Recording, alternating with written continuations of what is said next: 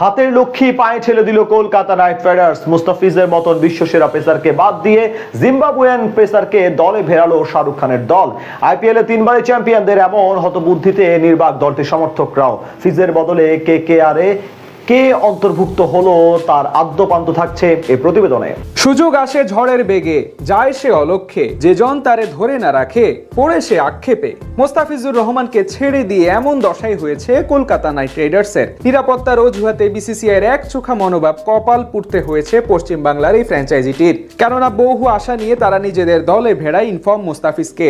আর কাটার মাস্টারের অভাব টুর্নামেন্টের শুরুর আগ থেকেই পেতে শুরু করেছে কেকেআরের টিম ম্যানেজমেন্ট। কেননা হ্যামস্ট্রিং এর চোটে দলটির লঙ্কান পেসার মাথিস পাতিরানা ইতিমধ্যে আইপিএল এর এবারের মৌসুম থেকে ছিটকে গিয়েছে। আর হাঁটুর চোটের কারণে অনিশ্চয়তায় ভুগছে দলটির আরেক পেসার হর্ষিত রানা। ফলে আসর শুরুর আগ থেকেই 3 তারকা পেসারকে হারিয়ে ইতিমধ্যেই ব্যাকফুটে চলে গেছে শাহরুখ খানের দল। আর তাই তো শুক্রবার জিম্বাবুয়েন পেসার ব্লেসিং মুজারবানিকে মুস্তাফিজের পরিবর্তে দলে ভিড়িয়েছে আজিঙ্কা রাহানের দল। 29 বছর বয়সী এই পেসারকে পিএসএল এর দল ইসলামাবাদ ইউনাইটেড থেকে এক প্রকার ছিনিয়ে আনলো কেকেআর।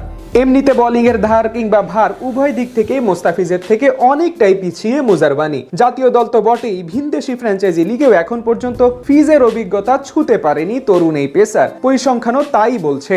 2025 সাল থেকে এখন পর্যন্ত সব ধরনের টি-20তে 52 ম্যাচে 73 উইকেট শিকার করেছেন ফিজ, যেখানে তার ইকোনমি 6.81 আর বোলিং গড় মাত্র 17.9। অন্যদিকে একই সময়ে 7.37 ইকোনমি ও 20.78 বোলিং গড়ে 46 উইকেট শিকার করেছেন ব্লেসিং মুজারবানি। আর দুজনের পরিসংখ্যানই বলে দেয় বল হাতে সাম্প্রতিককালে ফিজ কত বেশি উপযোগী। বিশেষত ডেথ ওভারে ফিজের স্লোয়ার এবং কাটারে প্রতিপক্ষ ব্যাটাররা রীতিমতন খাবি খায়। সবশেষ আইএল টি-20তে ফিজের বোলিং বেশে নীল হয়েছে প্রতিপক্ষ দল। মাত্র 8 ম্যাচে 15 উইকেট শিকার করা ফিজ জয় করে নেন দুবাই ক্যাপিটালসের ভক্ত থেকে শুরু করে মালিক পক্ষের মন। এমনকি দুবাইয়ের অধিনায়ক সিকান্দার রাজাও আসরের শেষ ভাগে ফিজের অনুপস্থিতি দৃঢ়ভাবে অনুভব করেন বলে জানান। কেননা সে সময় রংপুরের হয়ে বিপিএল মাতাতে দেশে চলে আসেন সাতক্ষীরার এই কৃতি সন্তান। আর দেশে এসে ঘরের মাঠে বাংলাদেশ প্রিমিয়ার লিগে বল হাতে বাজিমাত করেন। রংপুরের হয়ে বিপিএল এ 10 ম্যাচে 16 উইকেট শিকার করেন ফিজ। এছাড়াও বিশ্ব ক্রিকেটে সব ধরনের টি-20তে বাহাতি পেসারদের মাঝে 412 উইকেট পাওয়া ফিজি সর্বাধিক উইকেট সংগ্রাহক। আর এই সকল পরিসংখ্যানের বাইরে গিয়েও মাঠে ফিজের উপস্থিতি দলগুলোর ক্যাপ্টেনদের মানসিকভাবে স্বস্তি দেয়। কেননা বিশ্বমানের ফিজে মুখ থুবড়ে পড়ে যে কোনো বিশ্বসেরা ব্যাটার। মুস্তার কাটারে বিভ্রান্ত হয়ে লাইনচ্যুত হতে পারে যে কোনো দলের ব্যাটিং লাইন আপ।